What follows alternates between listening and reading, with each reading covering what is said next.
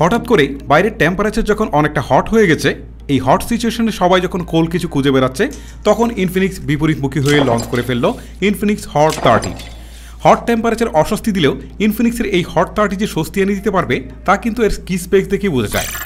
মাত্র 15,000 টাকার এই স্মার্টফোনে থাকছে মিডিয়াটেক হিলিও G88 এর মতো গেমিং চিপসেট, 33 ওয়াটের ফাস্ট চার্জার, 6.78 ইঞ্চির ফুল HD প্লাস রেজুলেশনের একটি 90 হার্টজের ডিসপ্লে। এছাড়াও ফোনটি স্টাইলিশ লুক এবং 50 মেগাপিক্সেলের ক্যামেরা এই বাজারে উল্লেখ করার মতো ফিচার। ফোনটির স্পেসিফিকেশন যতই ব্যাটার হোক না কেন, ফোনটি ভালো নাকি মন্দ সেটা নির্ভর করে থাকে ফোনটির রিয়েল লাইফ পারফরমেন্সের উপর। আমার প্রায় 15 দিনের ব্যবহারে ফোনটি থেকে আসলে রিয়েল লাইফ পারফরমেন্স কেমন পেয়েছি সেটাই জানাবো আজকের এই পুরো ভিডিওতে। বরাবরের মতোই আপনাদের সাথে আছি আমি হিমেল। মূল ভিডিও শুরু করার পূর্বে অবশ্যই আমাদের চ্যানেলটিকে সাবস্ক্রাইব করার রিকোয়েস্ট থাকবে।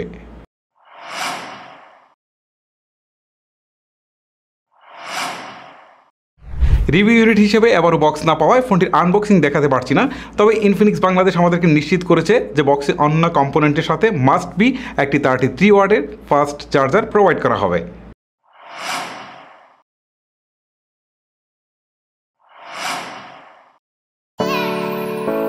হালের ট্রেন্ড ধরে রাখতে ইনফিনিক্স হট 30 বাজারে এসেছে একটি বক্স শেপ ডিজাইনের মধ্য দিয়ে।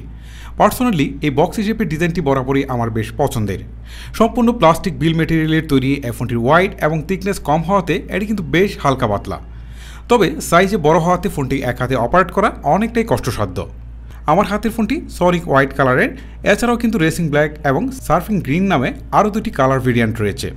আই হোপ ফোনটির কালার ভেরিয়েন্ট যা কাউকে খুব সহজেই আকর্ষিত করবে। রিয়ার পার্টে এই ধরনের ডিজাইন আমার প্রথমবার চোখে পড়েছে। পার্সোনালি এটি আমার কাছে বেশ ভালো লাগছে। রিয়ার পার্টে বড় দুটি ক্যামেরা পাম্প আর তার পাশেই থাকছে একটি এলইডি ফ্ল্যাশ লাইট। গাদাগাদি অপ্রয়োজনীয় ক্যামেরা লেন্স বাদ দিয়ে মিনিমালিস্টিক ক্যামেরা পাম্প আমার কাছে বেশ ভালো লেগেছে।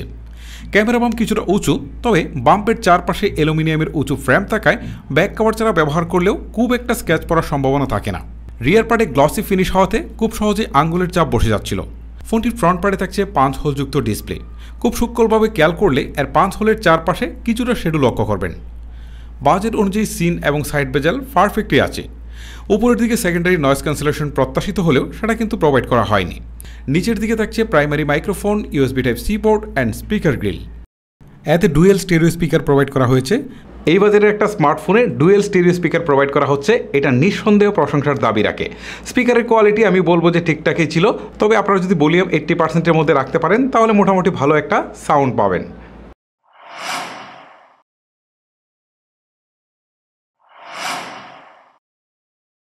ডিসপ্লে হিসাবে ফোনটিতে থাকছে 6.78 ইঞ্চির ফুল HD প্লাস রেজুলেশনের একটি IPS LCD ডিসপ্লে, যার রেজুলেশন 1080x2460 পিক্সেল, যার PPI ডেন্সিটি 396। ফুল HD প্লাস রেজুলেশনের ডিসপ্লের সাথে 396 PPI ডেন্সিটি থাকায় ডিসপ্লেতে শার্পনেসের ঘাটতি একদমই খেয়াল করেনি।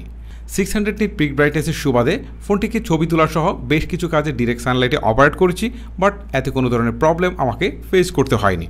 এর ডিসপ্লেতে থাকা 90 হার্টজ রিফ্রেশ রেটের ফলে সব কিছুতে একটা স্মুথ ফিল পেয়েছি। ডিসপ্লেতে কোন ধরনের প্রোটেকশন ব্যবহার করা হয়েছে সেটা কিন্তু আমরা অফিসিয়াল ওয়েবসাইট গেটেও কোনো তথ্য পাইনি।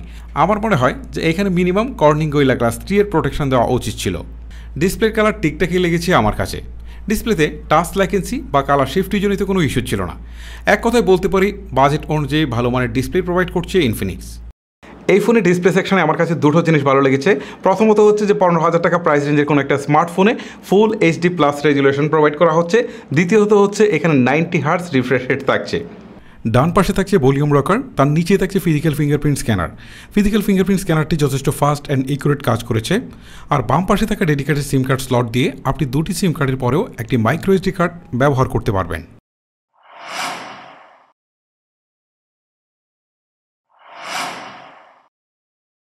এতে ব্যবহার করা হয়েছে অ্যান্টি বাজেট সেগমেন্টের most popular gaming chipset MediaTek Helio G88, যেটি 12 nm আর্কিটেকচারে বিল্ড করা একটি অক্টাকোর CPU। আর GPU হিসেবে এতে থাকছে Mali G52 MC2। MediaTek Helio G88কে এই বাজারে জাতীয় চিপসেট হিসেবে ঘোষণা করতে পারি। বাই দ্য ওয়ে, এই চিপসেটের পপুলারিটির বেশ কিছু কারণ রয়েছে। তার মধ্যে প্রথমত হচ্ছে এটি বেশ স্টেবল পারফরমেন্স করছে। দ্বিতীয়ত হচ্ছে এতে হিটিং ইস্যু কম্পারেটিভলি অনেকটা কম। তারপর যদি বলি যে খুব কম দামে গেমিংয়ের জন্য ভালো একটা সলিউশন এই চিপসেট। ফোনটিতে প্রায় বেশ কয়েকটি হেভি গেম প্লে করেছি। তার মধ্যে প্রথমে প্লে করেছিলাম পাবজি, যেটি এইচডি গ্রাফিক্সে হাই ফ্রেম রেটে খুব ভালোভাবে প্লে করতে পেরেছি। তবে এইচডি গ্রাফিক্সে হাই ফ্রেম রেটে মাঝে মাঝে লেগের দেখা পেয়েছি, তবে মিডিয়াম গ্রাফিক্সে আল্ট্রা ফ্রেম রেটে বেটার গেমিং এক্সপিরিয়েন্স পেয়েছি। পাবজি ছাড়াও এতে কল অফ ডিউটি প্লে করেছি। এটি যেহেতু optimize game, so gaming play যথেষ্ট ভালো ছিল, তবে অ্যাকশন মোমেন্টগুলোতে দু একবার ফ্রেম ড্রপ পেয়েছি। সর্বশেষ এতে প্লে করেছিলাম অ্যাসফল্ট 9 অপটিমাইজ। এই গেমটিও যথেষ্ট ভালোভাবে প্লে করতে পেরেছি, গ্রাফিক্স কোয়ালিটিও ঠিকঠাক লেগেছে আমার কাছে। ফোনটিতে দীর্ঘ সময় গেম প্লেতেও খুব একটা হিটিং ইস্যু খেয়াল করিনি, যেটা পেয়েছি এটা অ্যাজ ইউজুয়ালি বলতে হবে। অ্যান্ড্রয়েড 13 বেস এক্সওএস 12.6 রান করছে ফোনটি। এর ইউএ বেশ কিছু প্রি ইনস্টল অ্যাপ আছে যার ম্যাক্সিমামই আনইউজফুল, আপনি চাইলে সেগুলোকে আনইনস্টল করে ফেলতে পারেন। তবে এর ইউএর পারফরমেন্স আমার কাছে যথেষ্ট ভালো লেগেছে। আমার এই কদিনের ব্যবহারে কোনো প্রকার ল্যাগজনিত ইস্যু খুঁজে পাইনি। অ্যাপস ওপেনিং বা ক্লোজিং টাইম ছিল অ্যাভারেজ, আই থিঙ্ক এখানে আরেকটু ফাস্ট হলে বেটার হতো।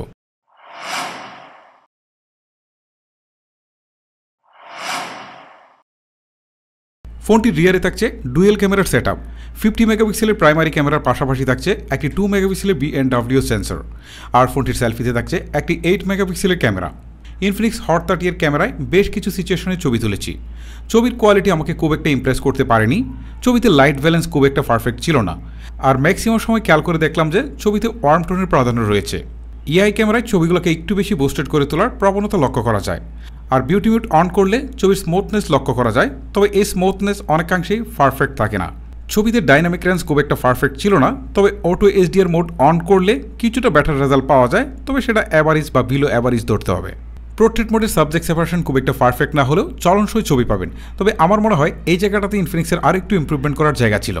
লো লাইটে নর্মাল ক্যামেরায় তোলা ছবিগুলো খুব একটা স্যাটিসফাই করতে না পারলেও নাইট মোড অন করলে বেশ আলোকিত ছবি পাবেন। লো লাইটে ডিটেলসের পরিমাণটা কিছুটা কম থাকে। ফোনটির selfie camera as usual perform করেছে, যার কিছু স্যাম্পল দিয়ে দিলাম, আপনারা একটু নিজেরাই জাজ করে নিতে পারেন।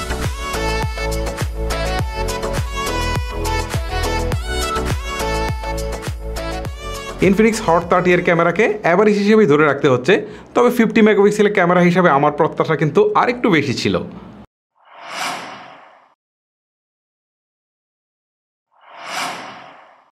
পাওয়ার সেকশনে ফোনটিতে 5000 মিলিঅ্যাম্পের ব্যাটারি থাকছে, সাথে 33 ওয়াটের একটি ফাস্ট চার্জার প্রোভাইড করা হচ্ছে। আর এর ব্যাটারি ব্যাকআপ নিয়ে আমি ফুললি স্যাটিসফাই ছিলাম, কারণ হেভি ইউজ করে প্রায় আমি একদিনের কাছাকাছি ব্যাটারি ব্যাকআপ পেয়েছি, আর নর্মাল ইউজে আমি প্রায় 1.5 দিনের মতো ব্যাটারি ব্যাকআপ পেয়েছি। আই হোপ ব্যাটারি ব্যাকআপ নিয়ে কারোর কোনো প্রকার কমপ্লেন থাকবে না।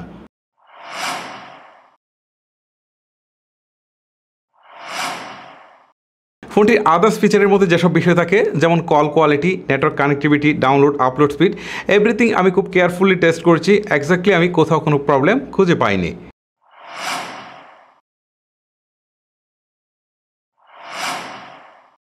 বাই দ্য ওয়ে, এই পর্যায়ে আমি আপনাদেরকে ইনফিনিক্সের একটি ক্যাম্পেইন সম্পর্কে জানিয়ে দিই।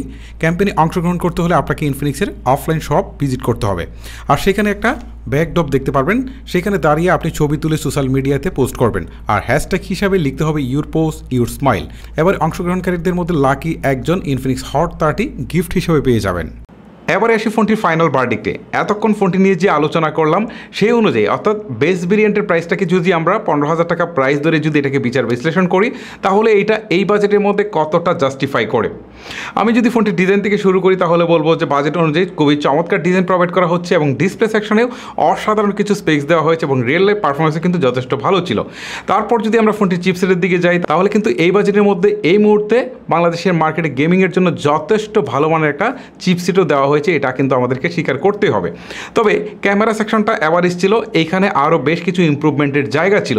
স্পেশালি আপনি যদি মনে করেন যে এই বাজেটের মধ্যে ক্যামেরার জন্য আপনি একটা ফোন কিনতে চান, তাহলে এইটা কিন্তু আপনাকে খুব একটা হ্যাপি করতে পারবে না। আদারওয়াইজ আপনি যদি সব কিছু অ্যাভারেজ করতে চান, যেমন এটাতে 5000 মিলিঅ্যাম্পের ব্যাটারি রয়েছে, 33 ওয়াটের ফাস্ট চার্জার রয়েছে, যেটা খুব দ্রুতই চার্জ করতে পারে। অর্থাৎ আপনি যদি ক্যামেরা কোয়ালিটির বিষয়টাকে যদি আপনি অ্যাভারেজ ধরে রেখে আপনি যদি বাকিগুলোকে প্রায়োরিটি দেন, তাহলে এই ফোনটাকে অবশ্যই আপনাকে সাজেস্ট করতে পারি। আর আপনার কাছে যদি ক্যামেরা প্রায়োরিটিটা একটু বেশি হয়ে থাকে, তাহলে হয়তো এই ফোনটা আপনাকে আমি খুব ইজিলি সাজেস্ট করতে পারছি না। সো গাইজ, এই ছিল মূলত আমার আজকের ভিডিও। যদি আপনার কাছে ভিডিওটি ভালো লেগে থাকে, তাহলে অবশ্যই একটি লাইক করবেন, আর এই ফোনটি সম্পর্কে আপনার কি মতামত সেটা অবশ্যই আমাকে নিচে কমেন্ট করে জানিয়ে যাবেন। আজকের মতো আমি হিমেল বিদায় নিচ্ছি। সবাই ভালো থাকবেন, সুস্থ থাকবেন। আল্লাহ হাফেজ।